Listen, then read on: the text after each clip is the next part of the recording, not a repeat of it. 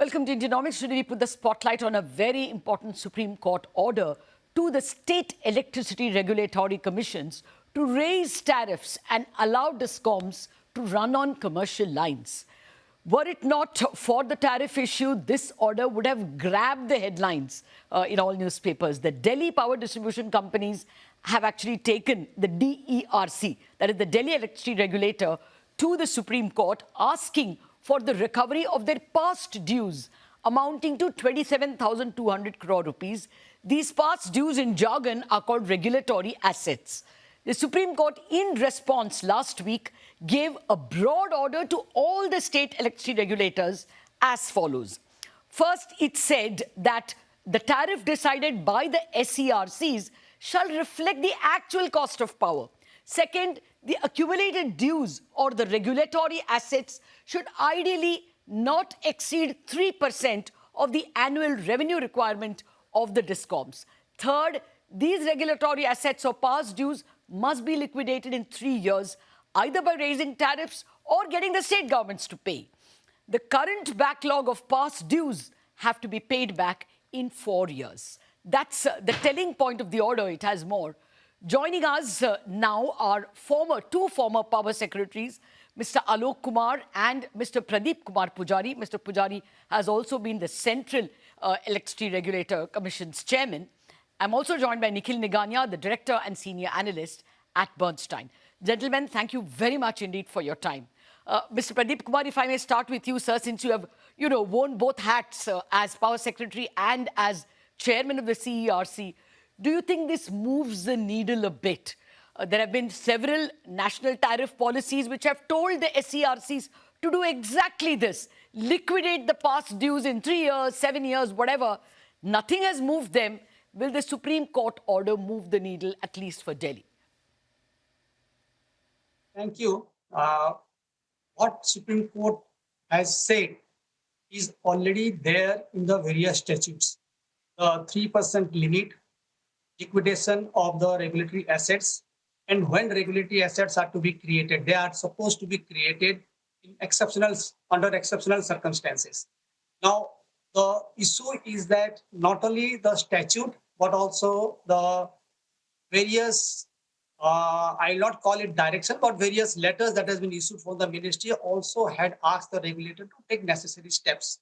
Unfortunately, when the regulatory assets are created, at the same time, the regulator should have included a roadmap within the time frame during which these regulatory assets are supposed to be liquidated.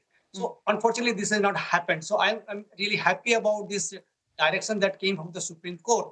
And I'm sure that the various regulators, state regulators who are having or have to take necessary action will now take action to liquidate these regulatory assets within the time that has been stipulated by the regulator. The rule and the policy says that the old regulatory or the legacy regulatory assets are supposed to be liquidated within 7 years.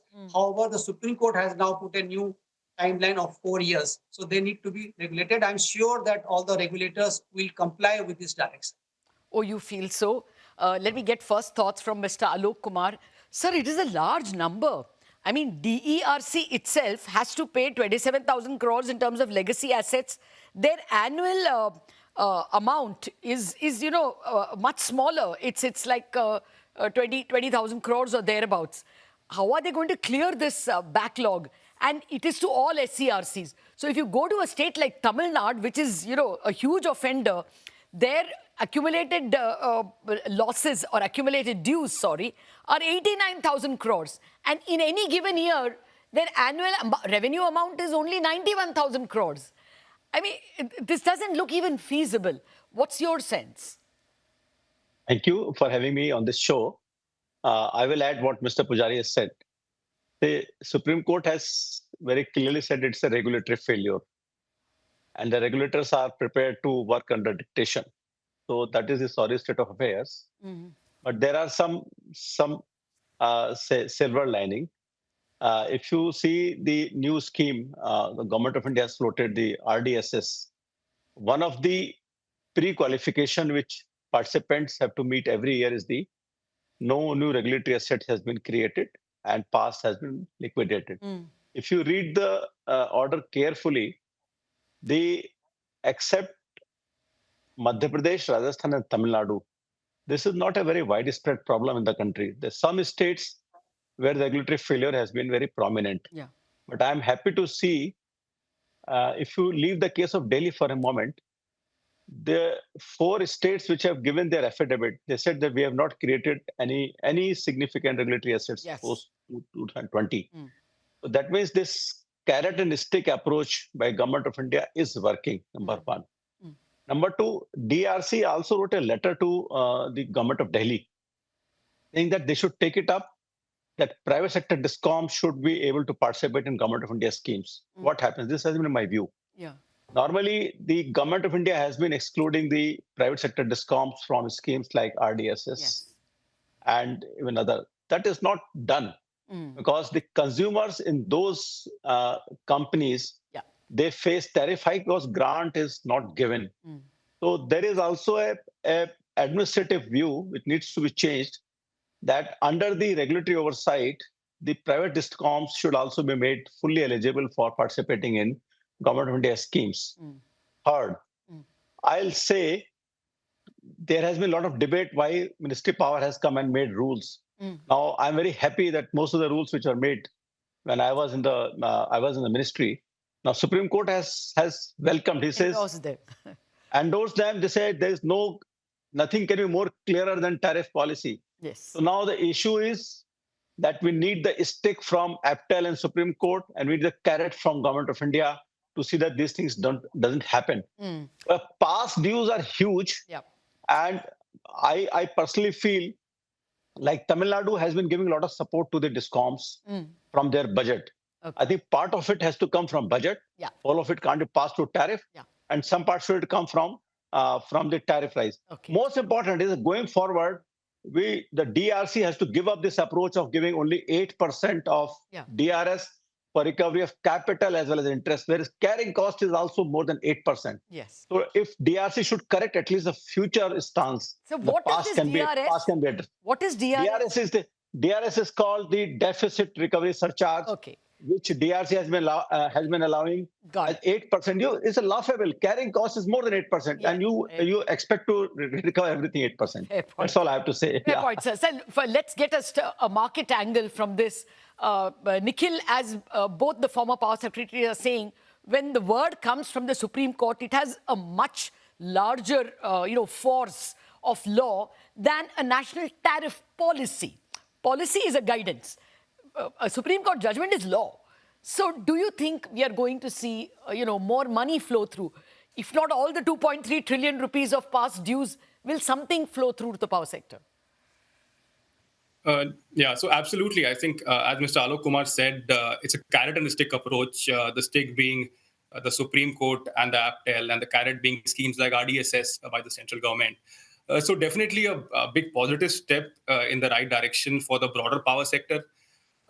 In terms of flowing through, if it does, it doesn't impact the P&L of these distribution companies. It impacts the cash flow, which itself is a big benefit.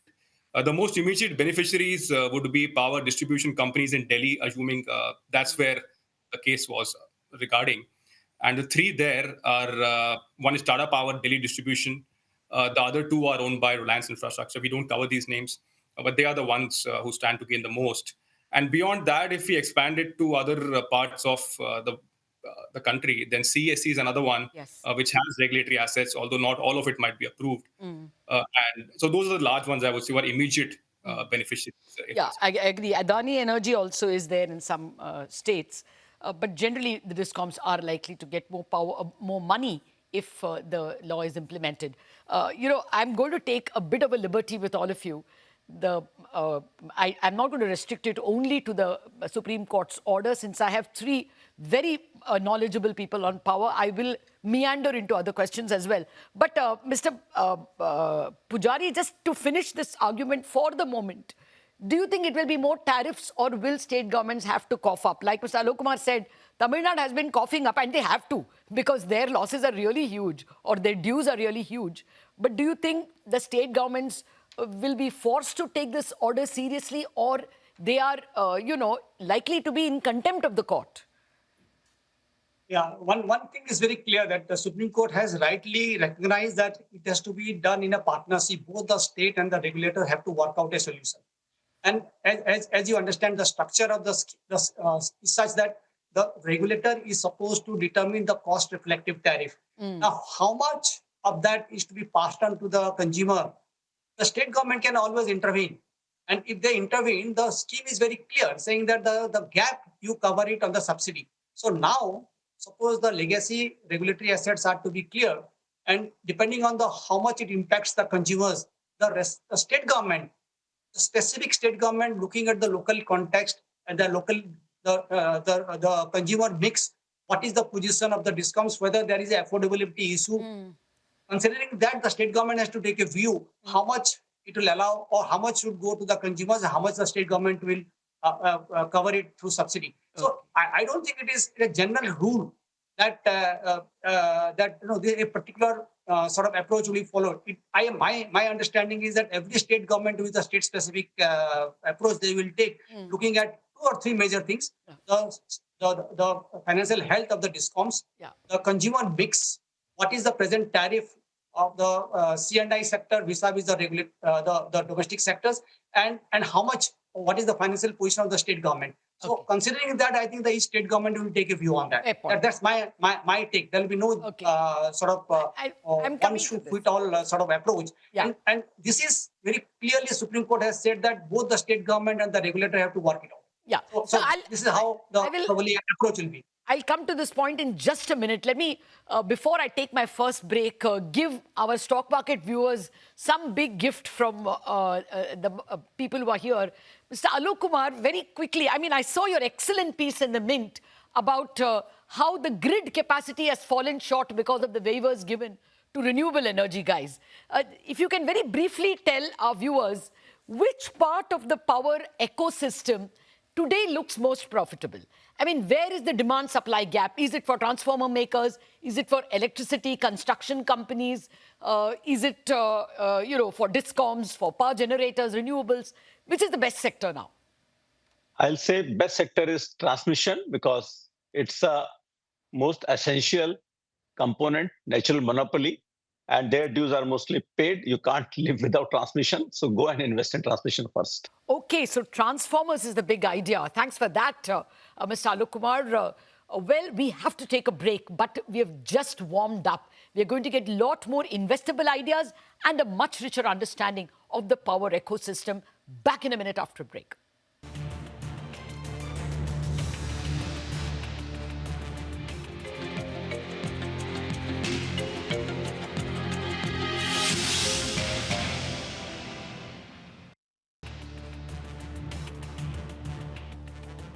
Welcome back to Indianomics. We have been discussing a landmark Supreme Court order which has ordered all the state regulatory commissions to clear past dues of DISCOMs in 4 years. I mean, it will mean 2.3 trillion rupees flowing through the power sector if it is cleared. I've been speaking with 2 former power secretaries of the Government of India, Alok Kumar and Pradeep Kumar Pujari. I've also been speaking with Nikhil, Nigania, Director and Senior Analyst at Bernstein. Gentlemen, thank you very much for your patience. Like I promised, we are only not going to discuss the Supreme Court order. We are going to discuss the power sector in general. Nikhil, before going to the break, Mr. Alok Kumar said that one of the most profitable spaces to be is the transformer sector, because it gets paid up front. Irrespective of whether later down in the food chain, DISCOMs collect their dues or not. What are your thoughts? Which is the best part of the cycle? No, I absolutely agree with Mr. Alok Kumar. So if our pecking order in terms of thematics, number 1 is transmission, and that too especially the higher voltage segment. If you look at the HVDC segment, for example, that is the highest barrier to entry. Lead times going as high as 10 years in Europe as well for HVDC substations. Followed by battery energy storage, followed by thermal, and renewables is lower in our pecking order of preference. Those are the themes we like. Okay. So that's our pecking. Yeah. So transmission, without a doubt, possibly one of the biggest themes globally after AI. What about all those construction companies? I mean, just to intervene, we had L&T, KEC International, Kalpataru, all of them on the channel in the last 1 or 2 weeks because they announced their numbers. they seem to have orders. I mean, they're bursting with orders. Does that also fall in the category of the beneficiaries of the system? No, absolutely. So to play transmission, for example, you could either play an equipment supplier and the substation guy like a Hitachi Energy or a GE T&D or a Siemens Energy or even CG Power for that part. These are the high voltage players largely. And on the line and the towers part, the construction usually comes to a player like L&T or a KEC. So within our coverage, among these names, L&T is the one we have and which we like. It's one of our top picks. Okay. Well, to come back to the topic at hand, Mr. Pujari, how do you expect this to, kind of take off the ground? In my experience, people will forget about it because the headlines are grabbed by the tariff issue and by Trump. This will probably come to a head 1 year later when the, regulatory assets of many DISCOMs go above the 3%, which the Supreme Court has mandated, and somebody else goes to court. Will everybody start acting only then, or do you think immediately something will take off? My take is that something will take off immediately because I think the ministry will be pushing for that. And also the Supreme Court has told APTEL, saying that you to monitor the thing under 121 section. So I think this issue will be taken up. And also there will be pressure from the DISCOMs. I mean, basically all the DISCOMs who have a large amount of regulatory assets sitting on their books, I think they will be pressurizing for increasing the tariff or getting the subsidy from the state government. So things will move, but that's my thing. And whenever the Supreme Court gives an order, at least in the power sector I've seen, I mean, things don't remain static. Okay. It gets implemented. Okay. Maybe it will start slowly. Maybe some of the states will take up, but gradually it gets complied with. I don't think there are any orders, that comes to my mind, which is basically issued by the Supreme Court has not been complied with. Ignored. So things will move, definitely. That's my take. Yeah, I guess even if it starts to show some momentum, the Supreme Court will be satisfied that something will happen down the line. But sir, since you have been so close to the entire electricity regulatory commissions, Mr. Pujari, why is this system the Supreme Court has not minced, has used very strong language to say this is regulatory failure. Why would things come to such a sorry pass? Is it that they are appointed by state governments and therefore beholden to the state governments who have been reckless in their promises? Is that the main problem? I'll not get into the debate when one institution makes a comment on another institution, so I'll not get into it. But point is, it is not so. As Mr. Alok Kumar pointed out, all the states or all the regulators are not have been culprit in creating the regulatory asset. It is a few of the states that has happened. Yes. So based on that, we cannot take a generalistic view saying that there is a general, the regulators are appointed by the state government and that's why they are not in a position to take a strong stand. So it depends on the individual commissions, the individual the governance issue, and I think due to various reasons, somehow the state governments are in a position to influence the regulator that certain tariff hikes should not take place during certain areas, like during certain times. For example, when the election is nearby or election is around the corner. I mean, most of the things keep happening like that, except few states where there has been chronic default. But generally, as was pointed out, it is the problem remains limited to few states. And I think we should avoid making a general comment that all the regulators, since they have been appointed by the state government, are not in a position to take a view. Wherever it has happened, I think now there's a time to get the position corrected. Yeah. And in the forum of regulators, again, where the chairperson CRC, the chairperson of the forum regulator, I think they should take it up. And this should be a regular agenda in the forum of regulators, what has happened. I mean, and there also, the ministry sometimes participates in the forum of regulators for various feedback. And this can be monitored at that level. That's my suggestion. Yeah, actually, people are just falling back. So many times the APTEL and the Central Power Ministry has to even tell the, SERCs that you ask for the data in advance, prepare for the, annual revenue requirement in advance. Even that preparation was not there. It comes with a lag. Mr. Alok Kumar, is the rest of the system cleaned up?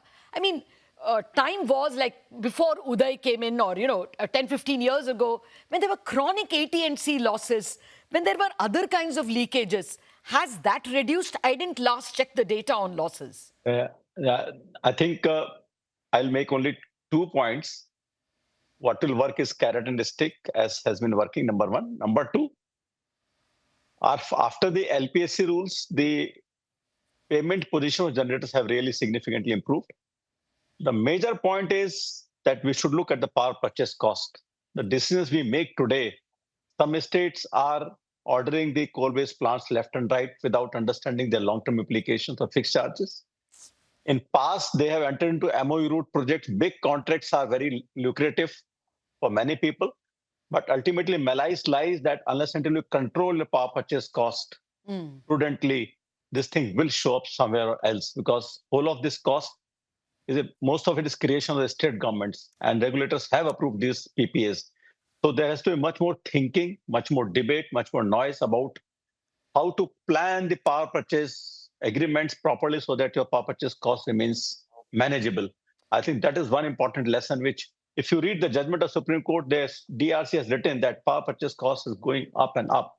Do something, go to state government, otherwise it is impossible to pass on. This will be all the states, the politicians, the ministers will have to take a call.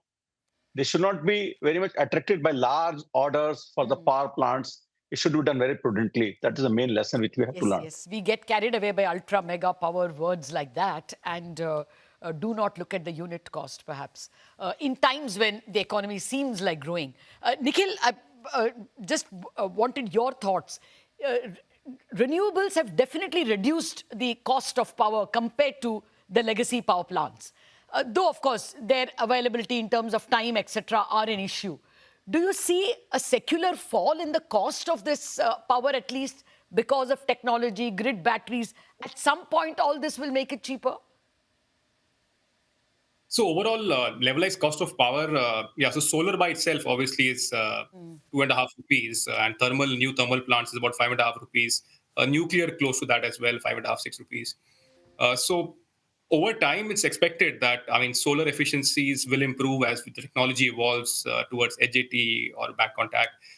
And similarly, on the battery storage side as well, we have seen a lot of advancements, and the costs have fallen a lot already in the last 2 years. So directionally, it is expected that solar plus battery energy storage cost should continue to come off over time.